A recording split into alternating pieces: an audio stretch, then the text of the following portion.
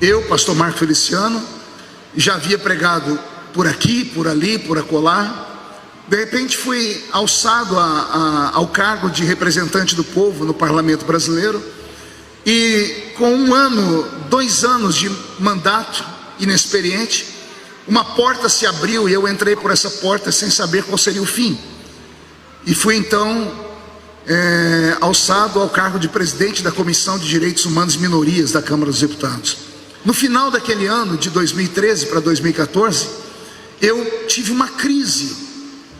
E esta crise foi guardada a 7 chaves pela minha família, e só os amigos mais íntimos sabiam, Bispo Abner.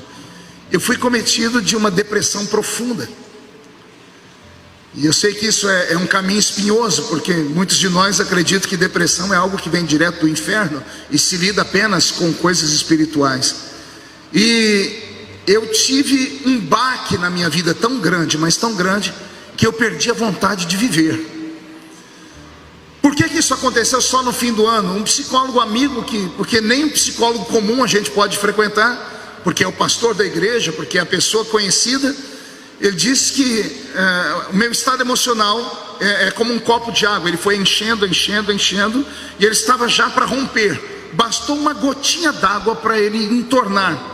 E eu cheguei ao limite da sensatez. Eu adoeci emocionalmente. Eu fiquei trancado dentro de um quarto por dias. Eu não comia, eu não conversava com as pessoas, porque eu via minha esposa adoecer. Minha esposa contraiu uma doença psicossomática chamada síndrome do pânico. Ela dormiu 2 anos sentada, porque quando ela deitava, a glote dela aqui fechava, ela tinha um refluxo, e eu levei ela quase morta 2 vezes para o hospital.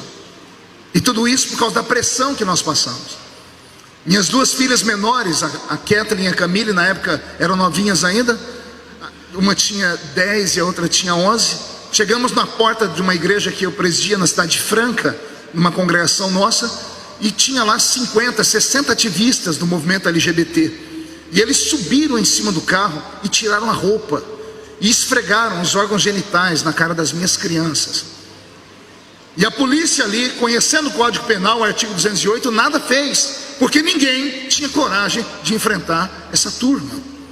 Então tudo isso foi enchendo aqui. E eu não sou um anjo, embora receba o título de anjo da igreja, eu sou um ser humano. E ser humano tem limites. E chegou uma hora que a minha mente rompeu. E eu adoeci profundamente. A notícia esparramou entre alguns amigos, e um amigo meu que mora lá em Jerusalém me mandou de presente uma passagem. Fui eu, minha esposa e as 3 filhas. E cheguei em Jerusalém. Ele falou: você veio aqui só para descansar, você não vai pregar, eu vou colocar aqui uma pessoa do seu lado para te mostrar a Terra Santa e tal. Só que eu estava sorumbático, eu olhava e não enxergava, a comida não tinha sabor, os perfumes não tinham cheiro, as cores não tinham beleza. Só quem já entrou em estado de depressão profunda sabe o que eu estou falando. A morte parece ser a única amiga que a gente tem, o silêncio é o nosso esconderijo.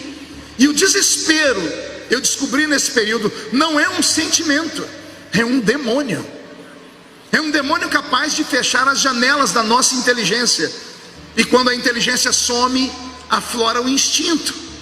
E o instinto de alguns que são fortes é partir para a guerra e lutar. Outros, o instinto é recuar e morrer. Acabou a força de lutar e eu queria morrer. Então esse meu amigo colocou do meu lado um belo dia um rabino. Um dia muito feliz para mim. Um rabino que falava a língua portuguesa, que passou uma temporada aqui. Um rabino messiânico, com a barba desse tamanho aqui, Bispo Abner. Ele me botou no carro dele e disse: vamos dar uma volta pela cidade, eu vou te mostrar uns segredos aqui.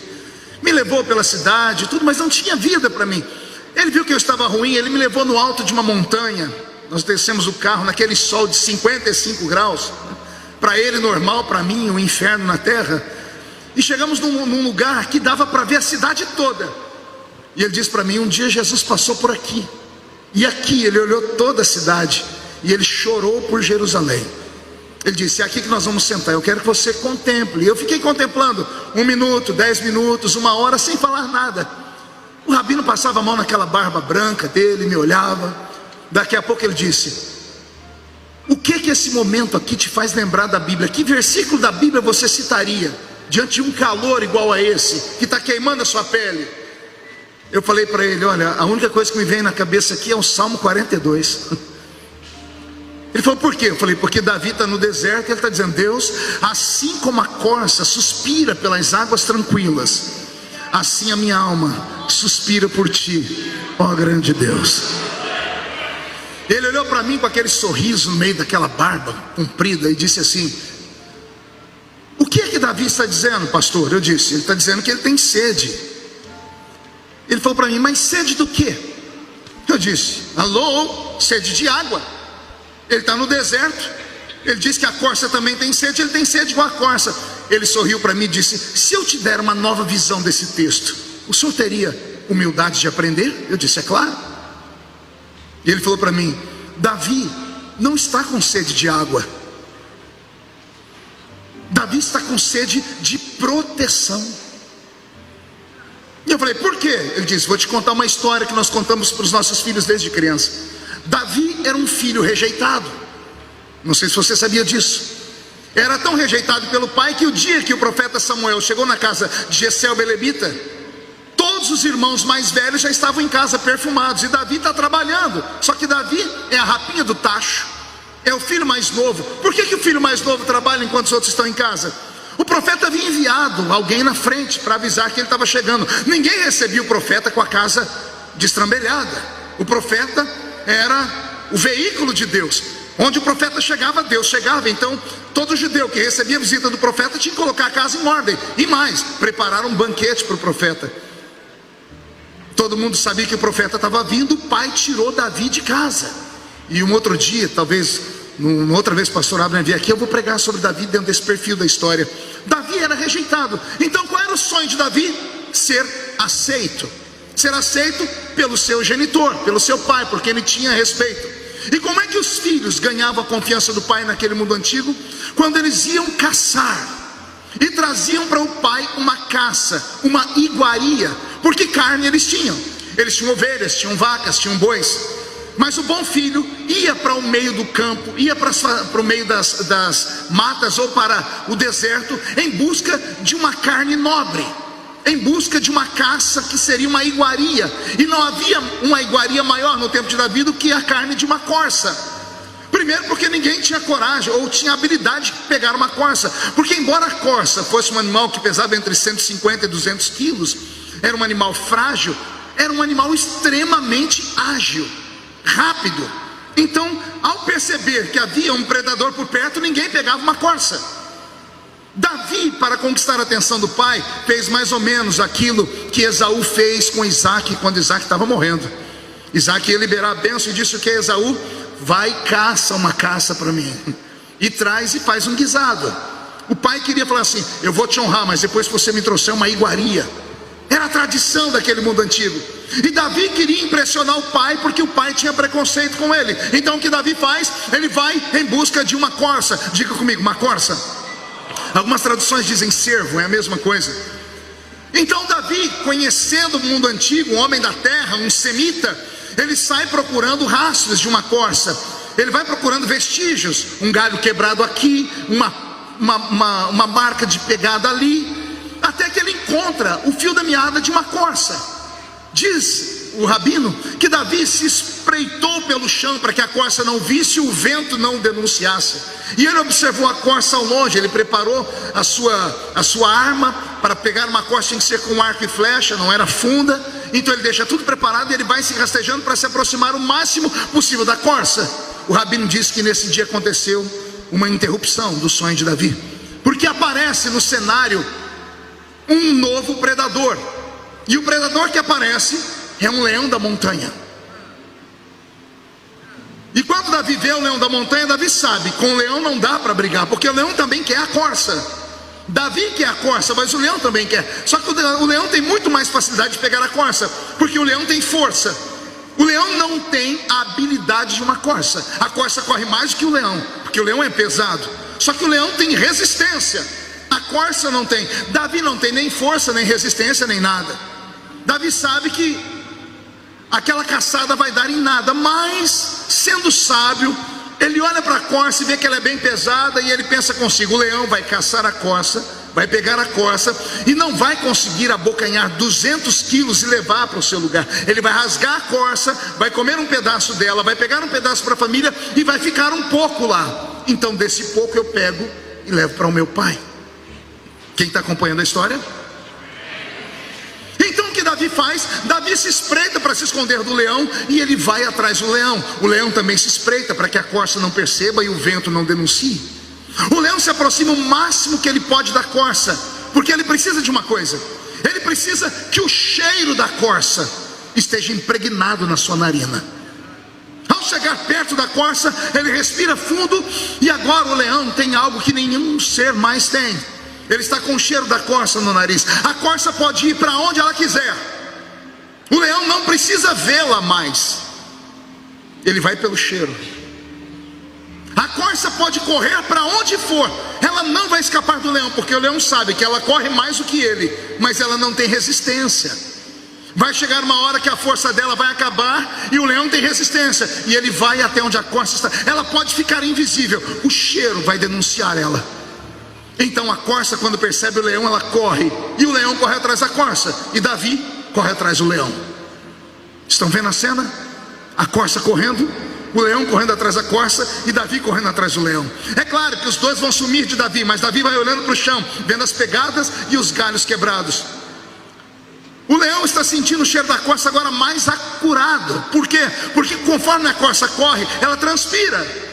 E quanto mais ela transpira, mais o cheiro dela fica no ar. Não tem para onde ela fugir. Ai, meu Deus.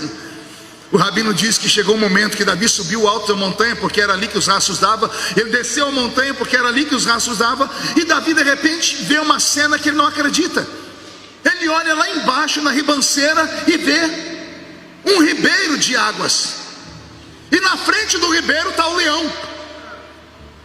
Só que o leão está parado na frente do ribeiro, com a cabeça erguida, buscando o cheiro da corça. E ele não sente mais, porque a corça sumiu. Só que ela já tinha sumido da visão dele. Só que agora não foi só a corça que sumiu, o cheiro da corça sumiu. Davi fica olhando para ver no que vai dar. O leão então tem que escolher o lado esquerdo ou direito e ir por instinto, porque ele não sabe mais onde a corça está. E Davi vê o leão voltar para casa, frustrado. Davi desce ao ribeiro das águas, bebe um pouco de água e senta debaixo de uma pedra, ou perto de uma pedra, debaixo de uma árvore, e fica meditando na cena, quando de repente, me contou o rabino, de uma moita de capim próximo ao ribeiro, se levanta a corça. Ela estava ali, pertinho do leão, alguns metros. Só que o leão não viu a corça. E ele não sentiu o cheiro da corça. A quilômetros ele correu atrás dela, foi no calço dela. E agora que ele está perto, ele não sente mais o cheiro, não vê mais a corça. E Davi vê a corça se levantar atrás da moita. Ela para e se chacoalha. E quando ela se chacoalha, sai água para todo lado. Davi, ao invés de matar a corça, ele criou um tributo para a corça. Ele chorando diz: Deus, eu entendi. Quando não dá para brigar com o inimigo, você tem que fugir dele. Só que não basta fugir, você tem que ter um lugar para se esconder dele. A corça não correu atrás das águas porque estava com sede. Quando ela chegou nas águas, ela foi entrando, até que ela se escondeu dentro das águas. Ao se esconder nas águas, a água levou embora o suor, Bispo Abner. Quando levou o suor, levou o cheiro do medo dela embora. A corça levantou e não tinha mais cheiro nela. Ela se escondeu atrás da moita, ficou a 2, 3, 4 metros do leão, e o leão não via, porque a corça ficou invisível. Aí Davi olha para o céu e diz: assim como a corça,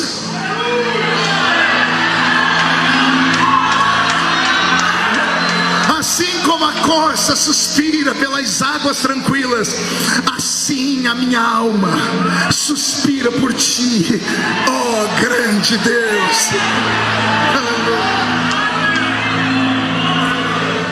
Eu me emociono, porque aquele rabino sem querer me curou naquele dia. como pastor, como líder, eu sempre quis ir para o campo de batalha e agarrar o diabo pelo chifre, mas eu estava debilitado e doente, e para mim fugir ou me esconder era uma vergonha muito grande. E aí o rabino disse para mim: meu filho, na vida às vezes a gente tem que fazer uma coisa. E ele me deu uma palavra, Abner, que ela entrou aqui e morou em mim. Ele disse: mergulha.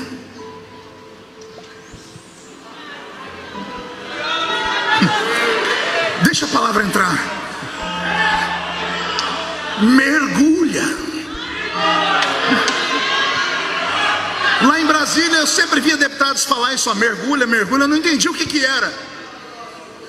Eu me lembro que alguns anos atrás Aécio Neves, candidato a presidente, quase chegou lá. Todo mundo queria tirar foto, abraçá-lo, estava na mídia.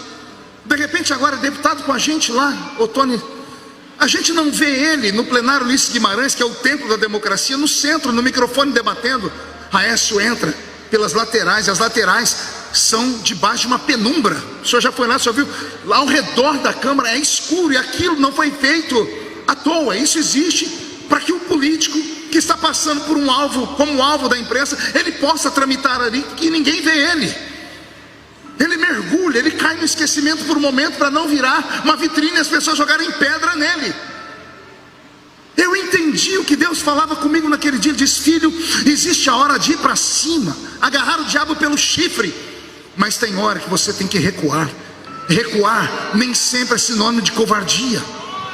Eu sou assembleiano igual você, e eu cresci ouvindo meu pastor dizer assim: eu prefiro um covarde morto do que um herói vivo, ou um herói morto do que um covarde vivo.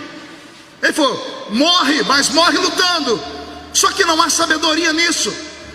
Um dia Davi teve que babar no campo de batalha, ele teve que fingir que ele era louco, aloprado, doente mental. Ele estava babando, e as pessoas: deixa ele ir embora. Eles não sabiam que ali estava o futuro rei de Israel. Deus me disse nesta palavra hoje, nesta tarde, que alguns dos senhores e das senhoras que estão aqui precisam ouvir só isso. Às vezes na vida é preciso mergulhar, é preciso se esconder. Nem sempre recuar é sinônimo de derrota. Às vezes um grande animal, para dar um bote, para dar um impulso, ele recua, mas não é porque ele está com medo, ele recua para pegar impulso e depois saltar para frente. Nesse momento o Senhor Deus está dizendo para você: mergulha, porque a hora de aparecer vai chegar.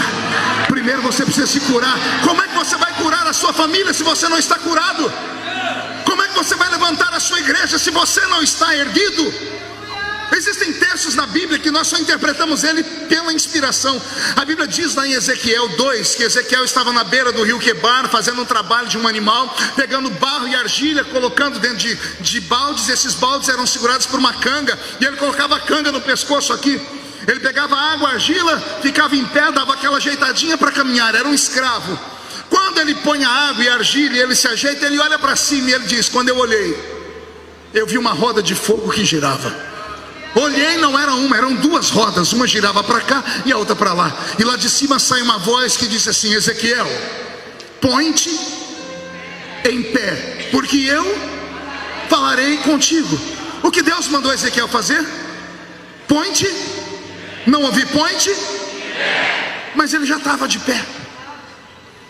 Senão ele não enxergava a roda girando no céu.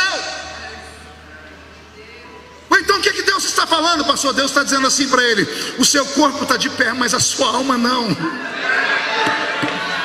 Para todo mundo você é um herói, mas você está vencido aqui dentro. Você está magoado, você está entristecido, você não consegue liberar o perdão. E quem não libera o perdão faz mal a si mesmo. Então o Senhor disse: eu vou te colocar de pé, mas você tem que se curar primeiro. Jesus quer curar você nessa tarde aqui. Lembra-te, você não é um super-homem, a senhora não é uma mulher maravilha, você é um ser humano a quem Deus dotou de um talento. Agora anote o que eu vou dizer: a unção de Deus não nos blinda contra o sofrimento. O falar em línguas, o profetizar, o pregar com ousadia, o cantar como um rouxinol, ou o tanger um instrumento como o Roberto faz ali, isso não te dá habilidades paranormais. Você continua sendo um ser humano. Você continua sendo um ser humano que precisa de ajuda. E se você não entender que precisa de ajuda e não compartilhar com pelo menos as pessoas que estão ao seu redor, isso pode te levar a uma miséria. Há 1 ano e pouco atrás eu enterrei o meu copastor, 33 anos de idade. Pregou no domingo uma mensagem linda. Eu não estava presente, os irmãos me contaram. Na terça-feira subiu no alto de uma ponte e se jogou. Eu não participei de um culto tão terrível na vida quanto o culto do domingo da frente. A igreja encheu e todo mundo queria ouvir do pastor. Por que é que o pastor se matou? Você precisa se curar. Não é o grito do domingo à noite, ou pulo, ou falar em línguas que dão esse nome da sua cura. Você só terá cura quando você entender que você é um ser limitado. Então não exija de você aquilo que você não pode dar. Vá até onde os passos dão. Quando você vê que não dá, tenha humildade. Tenha força para dizer: eu não consigo ir daqui para frente, eu preciso de ajuda. Dê um grito. Dê um grito. Porque o meu menino estava lá na igreja, os pastores sentados do lado dele, todo mundo via nele um herói, porque ele ficou em silêncio. Por que ele não gritou? Por que ele não falou para as pessoas: eu preciso de ajuda? Vai esperar o diabo te atormentar e te levar para frente de um copo com veneno de rato, com um revólver para você dar um tiro no ouvido, se enforcar? Pastor, o senhor está pregando para pastores? É para pastores mesmo. Porque nos últimos 5 anos o Brasil teve uma série de pastores que se suicidaram, e a igreja não estava preparada para isso. Porque para nós tudo é espírito, tudo é glória e revelação. Se você tem uma maldição, uma coisa horrível como essa, se você não está se sentindo bem, você precisa de 3 pilares para se sustentar. Você precisa de ajuda profissional, você precisa do abraço da sua família, e você precisa de uma igreja que te ame e te entenda. Não é vergonha procurar ajuda. Não é vergonha abrir a boca e falar com a sua família vai te entender. Você tem sido o sustentáculo da família, e você, como uma esponja, absorve o problema de todo mundo. Pastor absorve o problema de todo mundo, acaba não cuidando da sua própria família depois. É preciso mergulhar, é preciso se esconder às vezes.